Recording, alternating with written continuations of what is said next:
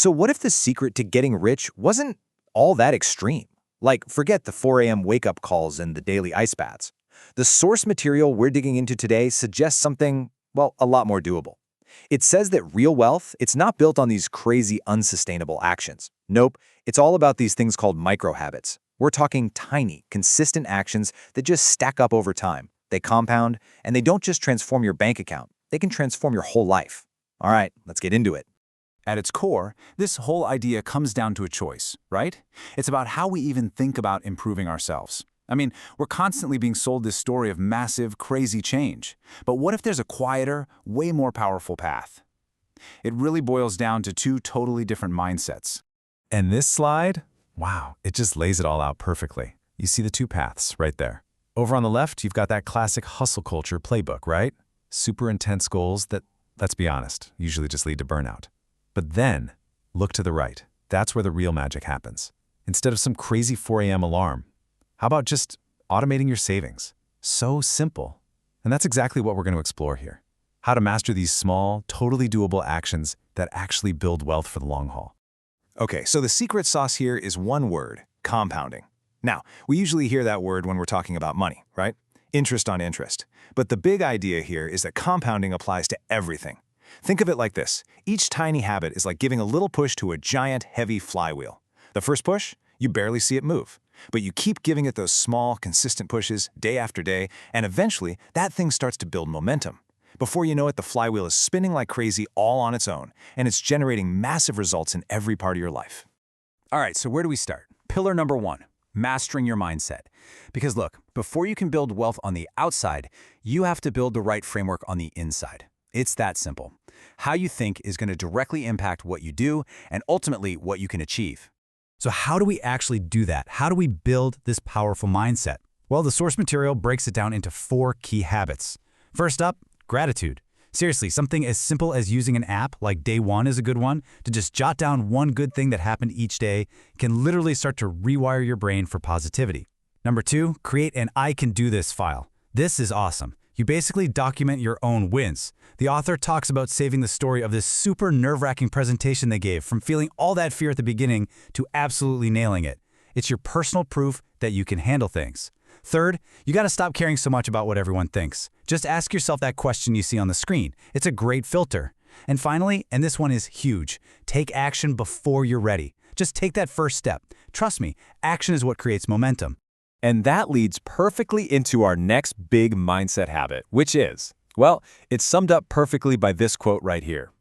The whole idea is that your environment shapes you, big time, especially the people and even the ideas that you let into your life. Think about it. If you're surrounded by negativity and people just complaining all the time, it's going to be almost impossible to grow. So a really key takeaway here is this. Even if you can't physically change the people around you right now, you can still shift your average. How? By curating your inputs. We're talking about the books you read, the podcasts you listen to. You can literally surround yourself with the mindsets you want to have just by being intentional with your media. Okay, last point on mindset, and it's a big one. We have to talk about escaping the yes trap. You know what I'm talking about, right? That feeling deep down that you just have to say yes to every single request, even when you're already swamped. It's a fast track to burnout. And the crazy part is, it makes you miss the opportunities that actually matter. So what's the escape plan? You have to get crystal clear on your own goals. I'm telling you, when you know exactly what you're aiming for, saying no to distractions gets a whole lot easier. All right, so we've got our mindset dialed in. Now let's get into the nitty-gritty, the practical stuff. Pillar 2 is all about architecting your finances. And don't worry, this is not about complicated spreadsheets or anything like that. It's all about simple, really powerful habits that set up your finances for growth. And really, this whole section can be summed up by this one quote from the man himself, Warren Buffett. This is the guiding principle. It is a complete 180 from how most people handle their money, and it is absolutely the foundation for building real financial discipline. So how do you actually put that amazing principle into practice? You automate it. You just set it and forget it.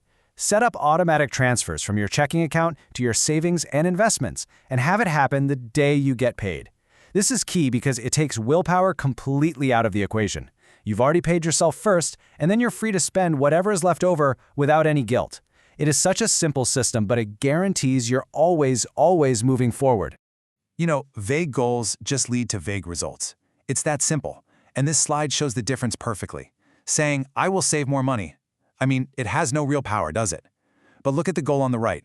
That is a game changer. It's specific, it's measurable. It's not just some fuzzy dream, it's an actual plan. You can break it down and see exactly what you need to do every single month. That's what makes it feel real and achievable, and it's what keeps you locked in. Okay, but how do you even know where your money is going in the first place? You gotta audit it. The advice here is super simple.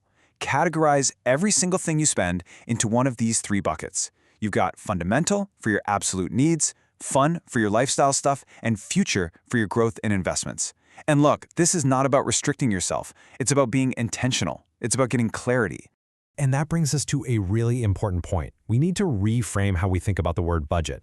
Just forget that idea of a budget being like a strict, miserable diet. It's not. A budget is a compass. That's all it is. It's a tool that gives you clarity and empowers you to make financial decisions with total confidence because you always know exactly where you stand. Okay, let's dive into our third and final pillar, engineering your growth. I like to think of it this way. If your mindset is the foundation and your finances are the structure of the house, then this is about filling that house with valuable assets that will secure your future. We're talking about your skills, your network, and yeah, your most precious resource of all, your time. Just take a look at this data. It's from research in the book Rich Habits, and it is pretty eye-opening. There is a huge difference in how wealthy people and people who are struggling financially spend their time. The big takeaway here? Create more than you consume. That's it. Try this. Start a tiny habit of just 15 minutes of creation every day. It doesn't matter what it is. Write, code, draw, build something. That tiny habit will compound your skills like you wouldn't believe. And here are a few more really powerful habits for growth. Number 1, invest in yourself. Always. The returns you get from education, fitness, self-care, they're literally off the charts. Next, diversify your income. But, and this is important, fight that urge to do everything all at once. Focus on one new stream, get it running smoothly, then move on to the next one. Also, simplify your decisions. Things like having a simple work wardrobe might sound silly, but it saves your precious mental energy for the stuff that actually matters. And finally, network with intent. Go into it thinking, what value can I give, not just what can I get? Okay, we have covered a lot of ground here. Habits for your mindset, your money, your growth. And I know, it might be feeling like a little bit much. But here's the beautiful thing about this entire philosophy. You don't have to do it all at once. It all boils down to one simple, incredibly powerful place to start. And that starting point is what's called the 1% rule. This is the engine that gets that whole flywheel we talked about spinning. The idea is so simple. Just make a tiny 1% improvement to your finances each month. Save 1% more, cut 1% of expenses, whatever it is. It's so small that it feels almost effortless, but over time, its effects are absolutely massive.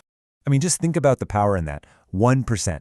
It feels almost trivial, doesn't it? It's not intimidating. It doesn't require some heroic amount of motivation. But that's the secret. That's why it works. It's the kind of small change that just slips right past our natural resistance, and it becomes a real, consistent habit.